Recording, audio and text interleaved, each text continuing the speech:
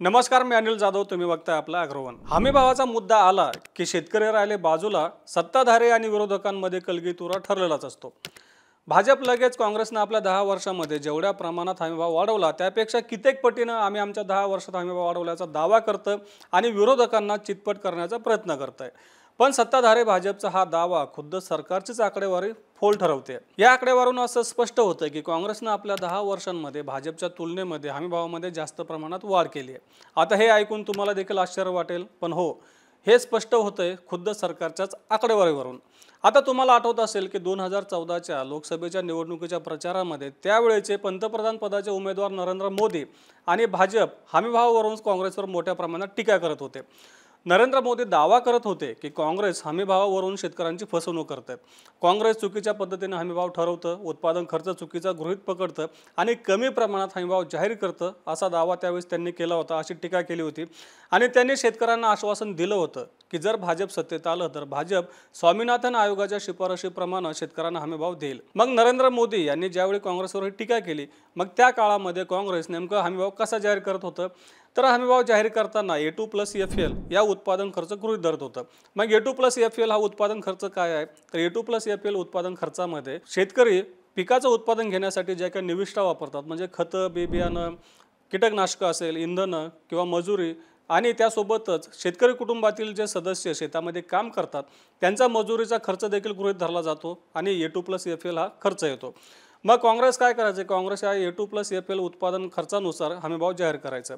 आता आपण जर आकडेवारी पाहिली, म्हणजेच 2013-14चा जो काही केंद्रीय कृषी आणि किंमत आयोगाचा अहवाल आहे, त्या अहवालावरून असं स्पष्ट होतं की काँग्रेसनं अनेक पिकांना A2+FL उत्पादन खर्चावर 30 ते 50% दरम्यान नफा दिला होता. काँग्रेसनं 2013-14मध्ये सोयाबीनचा हमीभाव हा उत्पादन खर्चापेक्षा 51% जास्त ठरवला होता. म्हणजे सोयाबीनला उत्पादन खर्चावर 51% नफा दिला होता. तसंच कापसासाठी उत्पादन खर्चावर 60% नफा दिला होता.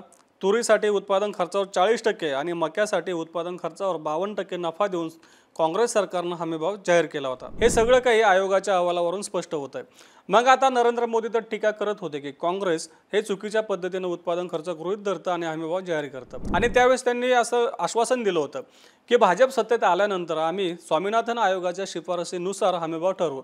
मग आता स्वामीनाथन आयोगाची शिफारस काय आहे, तर स्वामीनाथन आयोगानं अशी शिफारस केली होती की शेतकऱ्यांना हमीभाव ठरवताना A2+FL नाही तर C2 पद्धतीनुसार उत्पादन खर्च गृहीत धरावा आणि त्यावर 50% नफा द्यावा. मग हा C2 उत्पादन खर्च काय, तर आपण जे सुरुवातीला पाहिलं की A2 आणि FL मध्ये जो उत्पादन खर्च येतो, म्हणजेच निविष्ठांचा खर्च, बी बियाणं, खतं, इंधन किंवा मजुरांची, त्यासोबतच शेतकरी कुटुंबातील जे सदस्य काम करतात त्यांची देखील मजुरी A2+FL मध्ये येते.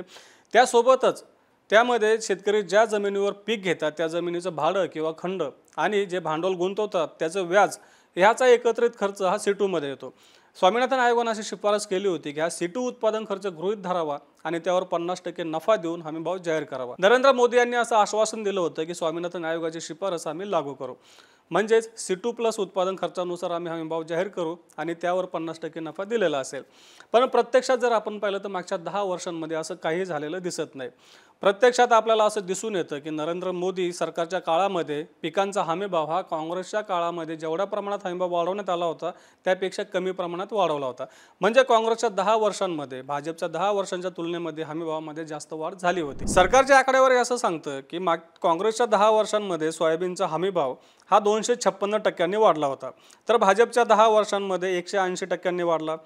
लांब धाग्याच्या कापसाचा हमीभाव काँग्रेसच्या 10 वर्षांमध्ये 204% वाढला होता, पण भाजपच्या 10 वर्षांमध्ये 173% वाढला. मध्यम धाग्याच्या कापसाचा हमीभाव काँग्रेसच्या काळामध्ये 210% वाढला होता, तर भाजपच्या काळामध्ये म्हणजे 10 वर्षांमध्ये 177% वाढला होता. हरभराचा हमीभाव देखील असंच आहे. हरभराचा हमीभाव काँग्रेसनं आपल्या 10 वर्षांमध्ये 218% वाढवला होता, तर भाजपनं 168% वाढवला. तुरीचा हमीभाव काँग्रेसनं आपल्या 10 वर्षांमध्ये 309% वाढवला होता, तर भाजपनं आपल्या 10 वर्षांमध्ये 161% तुरीचा हमीभाव वाढवला होता.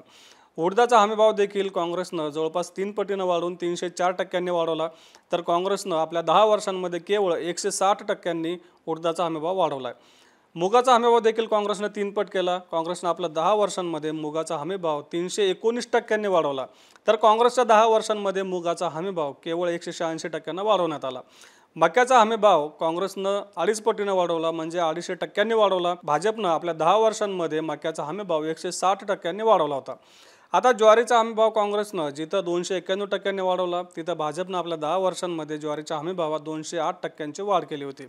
बाजरीचा हमीभाव देखील काँग्रेसनं 243% वाढवला, तर भाजपनं 200% वाढवला होता. म्हणजेच काय, तर आपल्या राज्यातल्या महत्त्वाच्या पिकांचा हमीभाव हा काँग्रेसच्या काळामध्ये भाजपच्या काळाच्या तुलनेमध्ये जास्त प्रमाणात वाढवण्यात आला होता. आता जिथं नरेंद्र मोदी यांनी पंतप्रधान पदाच्या उमेदवार असताना स्वामीनाथन आयोगाच्या शिफारशीनुसार म्हणजे C2 उत्पादन खर्चावर 50% नफा यानुसार हमीभाव देण्याचं आश्वासन दिलं होतं, तिथं A2+FL या सूत्रावर जिथं काँग्रेस जास्त प्रमाणात हमीभाव वाढवत होतं, त्या तुलनेत कमी वाढवला.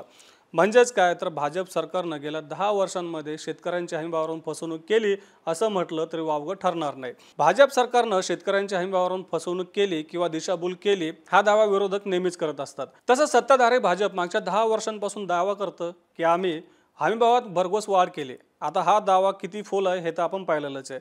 परंतु सरकार आणखीन दावा करतं की शेतकऱ्यांना हमीभावाचा मोठ्या प्रमाणात लाभ होतो, फायदा होतो.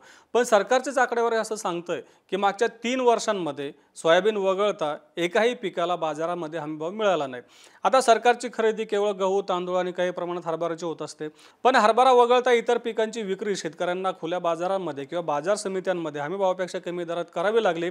हे सरकारच्या आकडेवारीवरून आता स्पष्ट झालंय. सरकारच्या आकडेवारीवरून असंही स्पष्ट होतंय की बाजार समितीमध्ये देशात जेवढं उत्पादन होतं त्यापेक्षा निम्मा देखील माल बाजार समित्यांमध्ये येत नाही, तर शेतकरी खुल्या बाजारांमध्ये बाजार समित्याच्या बाहेर हा माल विकत असतात.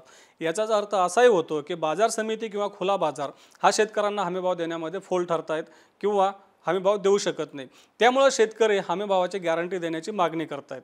आता शेतकऱ्यांच्या या मागणीला सरकारच्या आकडेवारीवरूनच जास्त आधार मिळतोय की शेतकऱ्यांना हमीभाव मिळत नाहीये. आता एकूणच भाजप हमीभावावरून जो काही दावा करते आणि पुढे आलेला आकडेवारी त्याविषयी तुम्हाला काय वाटतं आम्हाला कमेंट बॉक्समध्ये नक्की कळवा. तसं रोज सायंकाळी 8 वाजता मार्केट इंटेलिजन्स या सेगमेंटमध्ये आपण शेतीमालाचा बाजारभाव, सरकारची धोरणं याचा आढावा घेत असतो. त्यासाठी आपल्या ॲग्रोवनच्या चॅनलला नक्की सबस्क्राईब करा आणि हा व्हिडिओ जास्तीत जास्त शेतकऱ्यांपर्यंत पोहोचवण्यासाठी लाईक आणि शेअर करायला विसरू नका.